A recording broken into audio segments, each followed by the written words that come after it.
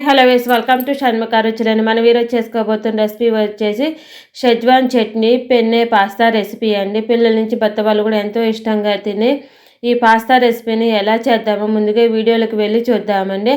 ముందుగా stove on చేసుకొని pan పెట్టేసుకొని అది హీట్ ఎక్కాక దాంట్లోకి ఒక 5-6 టీ స్పూన్ల దాకా ఆయిల్ వేసుకోవాలండి. ఆయిల్ వేసుకొని ఆయిల్ బాగా హీట్ ఎక్కించుకోవాలండి. ఆయిల్ బాగా హీట్ ఎక్కాక సన్నగా కట్ చేసుకున్న ఉల్లిపాయ ముక్కలు వేసుకోవాలండి. మా వీడియో కనుక కొత్తగా చూస్తున్న వాళ్ళు, ఫస్ట్ టైం చూస్తున్న వాళ్ళైతే మా ఛానల్ని సబ్స్క్రైబ్ చేసుకోండి. మేము పెట్టే వీడియోస్ మీకు ఎప్పటికప్పుడు నోటిఫికేషన్స్ వస్తూ ఉంటాయండి. తర్వాత ఉల్లిపాయ ముక్కలు కూడా వేసుకున్న తర్వాత అది ఒక 50% బాగా వేయించుకోవాలండి.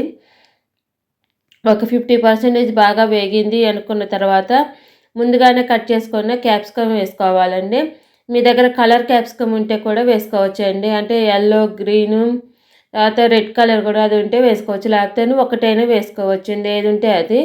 నా దగ్గర గ్రీన్ ఉంది కాబట్టి నేను గ్రీన్ క్యాప్సికమ్ వేసుకున్నాను. వేసుకున్న తర్వాత అంతా ఒకసారి బాగా కలుపుకొని మూత పెట్టేసుకొని ఒక 5-6 నిమిషాలు బాగా మగ్గించుకోవాలండి. ఒక 5-6 నిమిషాలు బాగా మగ్గింది అనుకున్న తర్వాత మూత తీసుకొని అంతా ఒకసారి బాగా కలుపుకోవాలండి.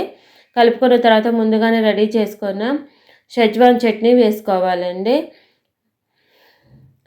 నేను పాస్తాను ముందుగానే ఉడికిచ్చేసుకొని పెట్టుకున్నానండి. నేను తీసుకున్నాను పెన్నె పాస్తా అండి. ఈ పెన్నె పాస్తా ప్లేస్లో మీకు మ్యాక్రోనీ పాస్తా కావచ్చు, స్పాగెటీ పాస్తా, మీ దగ్గర ఏ రకం పాస్తా ఉన్నా తీసుకొని వాడుకోవచ్చండి. ప్యాకెట్ మీదే రాసి ఉంటుందండి ఎంతసేపు ఉడికించుకోవాలి అనేది పాస్తాని. తర్వాత షెజ్వాన్ చట్నీ వేసుకున్న తర్వాత ఒక 2 టీ స్పూన్లు టొమాటో కెచప్ వేసుకోవాలండి. మీ దగ్గర ఇంకా red chilli sauce, soya sauce అలాంటివి ఉంటే కూడా వేసుకోవచ్చు, లేకుంటే లేదా ఆప్షనల్ అండి. ఇప్పుడు ఈ వేసుకున్న chutney, schezwan chutney, tomato sauce అంతా కలిసేటట్టు బాగా కలుపుకోవాలి. కలుపుకున్న తర్వాత ముందుగా ఉడికించుకున్న పాస్తా వేసుకొని పాస్తా ఉడికించుకున్న వాటర్ కూడా వేసుకోవాలండి. తర్వాత అందులోకి ఒక 2 టీ స్పూన్ల దాకా మిరియాల పొడి, తగినంత ఉప్పు వేసుకోవాలండి. నేను ఇక్కడ పాస్తా ఉడికించుకునేటప్పుడు ఉప్పు వేసాను. షెజ్వాన్ చట్నీలో కూడా ఉప్పు ఉంటుంది అనగానే ఇక్కడ ఉప్పు తగ్గించి వేస్తున్నానండి. ఒక 2 టీ స్పూన్ల దాకా, అంటే చిన్న స్పూన్ తోటి 2 టీ స్పూన్లు మిరియాల పొడి,